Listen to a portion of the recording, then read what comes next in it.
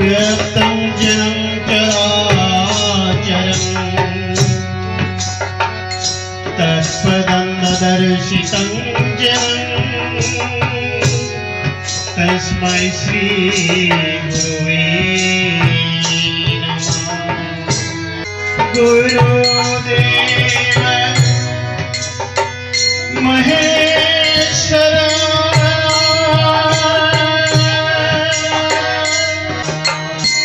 तस्मै श्री गुरुवे नमस्कार, ओम साई राम। साई श्रद्धा सबूरी चैनल से मैं स्वर्णाली, सभी साई भक्तों का मेरा ओम साई राम। जो पहली बार हमारे चैनल को देख रहे हैं, अनुरोध करूंगी हमारे चैनल को सब्सक्राइब करिए। हर एक वीडियो आप लोग ज़रूर देखिए, कैसा लगा कमेंट करके ज़रूर बताइए। अंत में हमारे चैनल को सब्सक्राइब करना मत भूलिएगा। और स्क्रीन में जो नंबर है, इसमें फ़ोन करके आपके साथ हुए एक्सपीरियंस आज आप कभी भी हमारे चैनल के साथ शेयर कर सकते हैं। साईं बाबा अपने अनमोल वचन में ये कहते हैं कि मनुष्य जन्म से तो ज्ञानीवान होके नहीं आता, ज्ञानीवान होके नहीं आता। धीरे धीरे वो जब जीवन के धाप में ऊपर उठता है, वो उसको ज्ञान की प्राप्ति होती है। लोग अपने जीवन में बहुत सारे समय ऐसे ही गवा देते हैं, इसीलिए अपने इस अनमोल समय को इधर उधर ना देके सत् कार्य में दे दो, ताकि ये सब तुम्हारे आने वाले जीवन के लिए सुलभ हो जाए।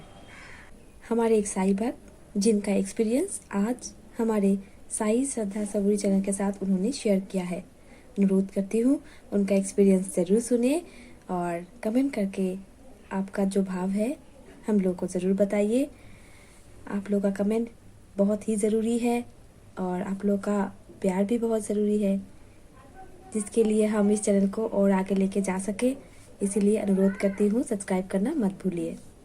ओम साई राम। ओम साई राम। मैं हिमाचल से हूँ, बाबा की डिवोटी हूँ। अभी नई नई जुड़ी हूँ, 2 ही महीने हो गए हैं। तो सबसे पहले तो मैं साईं श्रद्धा सबूरी चैनल का बहुत धन्यवाद करना चाहती हूँ कि ये मुझे अपना एक्सपीरियंस शेयर करने का मौका दे रहे हैं। तो बात शुरू होती है, 31 जनवरी को शिमला में मेरा एग्ज़ाम था। तो वहाँ पे मेरे एक दोस्त है, वो हमेशा वो साईं डिवोटी है, हमेशा साईं की ही बात करते रहते हैं फ़ोन पे। मैं सोचती थी यार पता नहीं क्या बोलते रहते हैं, क्योंकि मैं विश्वास नहीं करती थी। घर पे हम प्रोग्राम तो देखते हैं, पर बाबा ऐसे चमत्कार करते ये पता नहीं था। तो नवंबर में मेरे फादर एक्चुअली पेशेंट है कैंसर के, तो उनको कोविड हो गया था। तो मैंने अपने देवी देवताओं की, सारे देवी देवता जितने हैं सबके नाम लिए, उसमें फिर मैंने साईं राम का भी नाम ले लिया। थोड़ा सा विश्वास ये था कि एक बार मैंने फेसबुक पे देखा था कि सीसीटीवी फुटेज पे वो कैप्चर हो गए थे, वो चल रहे हैं वहाँ पे, तो बस ऐसे ही ले लिया। तो शायद बाबा का नाम ले लिया, तो बाबा ने मेरे पास आना था उनके थ्रू। तो फिर उस मूर्ति को मैं घर लेके आई, फिर मैं पूजा करने लगी। तो मैं चैनल्स देखने लगी यूट्यूब पे, तो बहुत सारे एक्सपीरियंस आते हैं बाबा के। तो मैं सोची थी सच में ऐसा होता होगा। ऐसे करते करते मुझे ना विश्वास हो गया, बहुत विश्वास हो गया मुझे बाबा पे। फिर मैंने पूजा करनी शुरू कर दी। एक दिन वीरवार को क्या हुआ, मेरे पेरेंट्स भी ज़्यादा नहीं मानते, वो इतना वो नहीं करते, विश्वास नहीं करते। वीरवार को मैं वहाँ पे बाबा का स्नान करके, अभिषेक करके फारिग हो गई, फिर पूजा करने लगी थी। तो मेरी मम्मी आ गए, तो कहती अब सारा दिन यहीं पड़ी रह, काम नहीं करती है। तो मुझे बुरा लगा। मैंने सोचा बाबा देखो, मैं तो आप पे बहुत विश्वास करती हूँ, ये लोग देखो कैसी बातें करते हैं, आज आप कुछ ऐसा दिखा दो इनको भी विश्वास हो जाए कि आप हो। बस फिर मैं आ गई, तो मैं अपने काम पे लगी। शाम को दोबारा जब मंदिर में, अपने घर के मंदिर में गई पूजा के लिए, तो मैं क्या देखती हूँ, वहाँ एक छोटी सी पैकेट पड़ी है। तो वो उदी, जब मुझे छोटे बाबा की मूर्ति मेरे फ्रेंड ने दी थी ना, उस टाइम उन्होंने एक छोटी सी उदी की पैकेट भी दी थी। वो मैंने, मेरे पिताजी ने, मम्मी ने और एक मेरे भतीजे ने ले लिया था, हमने पी लिया था। थोड़ी सी बची थी, बट वो पैकेट ना एक दिन कूड़े के साथ मेरे जेब से निकल गया और वो जल गया। तो मैं सोचने लगी यार उदी का पैकेट तो उस दिन जल गया था, ये कहाँ से आया। जब मैंने उसको उठा के देखा, तो मैं क्या देखती हूँ, उसमें चावल के 10 दाने। तो मैंने मम्मी को फ़ोन किया, मैं कहा आप तो पूरे दिन यहाँ पे थे, ये पैकेट कहाँ से आया, तो आपने रखी है क्या? तो बोलते मैंने कहाँ से रखनी, और वो पैकेट पूरी सील है। तो ऐसी पैकेट तो यहाँ होती नहीं है। तब मुझे विश्वास हो गया कि बाबा ने अपनी प्रेजेंस दे दी। फिर मैं लाई, मम्मी पापा को दिखाया। फिर भी मेरे पापा तो विश्वास नहीं करते, ऐसा नहीं होता है, ऐसा कुछ नहीं होता, ये कहीं से आ गया होगा, ऐसा बोलते हैं। पर मम्मी को थोड़ा विश्वास हो गया। फिर मैंने और मम्मी ने एक एक दाना लिया। अगले दिन चावल में भी, जब मैं खाना पका रही थी तो चावल में भी मैंने उसको एक दाना डाल दिया, बाकी मैंने छुपा के रखी है। फिर नेक्स्ट वीरवार को क्या हुआ कि मैं फूल तोड़ रही थी। यहाँ बहुत ठंड है एक्चुअली, हिमाचल में बहुत ठंड होती है, मैं पहाड़ों पे हूँ। तो आजकल का यहाँ का टेम्परेचर 8 डिग्री है सुबह शाम, और दिन को 15-16 डिग्री ठंड है, बारिश हो रही है। तो अप्रैल फर्स्ट वीक में हमारे यहाँ पे ना इतनी जल्दी सांप बाहर नहीं आते ठंड में। तो मई या जून के बाद ही आते हैं बाहर। तो मैं क्या देखती हूँ, जैसे ही मैं फूल तोड़ के आई बाबा के लिए हार बनाने के लिए, तो एक सांप मुझे दिख गया। मैंने कहा इतनी ठंड में, इतनी जल्दी, इतनी बेसीज़न में ये सांप कहाँ से आया। फिर नेक्स्ट वीरवार को क्या हुआ, मैं बाबा के लिए प्रसाद बना के ले गई थी, हलवा, घी का हलवा बना के ले गई और खिचड़ी बना के ले गई। बाबा का स्नान करवाया। स्नान करवाने के बाद जैसे सीढ़ी है ना, सीढ़ियों के पास मंदिर है, सीढ़ियों के नीचे किचन है मेरा। तो मैं परात जो होता है जिसमें मैंने बाबा को स्नान करा था, वो परात छोड़ने के लिए नीचे गई। जैसे ऊपर 2 मिनट ही नहीं हुए थे, ऊपर जैसे मैं आई ना, तो मैं क्या देखती हूँ, एक बिल्ली ना मेरा हलवा खा के जा रही है। ओहो, मुझे बहुत बुरा लगा। मैं सोचने लगी यार, मैंने इतने प्यार से बाबा को प्रसाद भी नहीं चढ़ाया, अभी ये बिल्ली खा गई। बहुत बुरा लगा। फिर मैंने सोचा कोई नहीं, क्या पता बाबा ही तो नहीं है, ये बिल्ली बन के आए होंगे।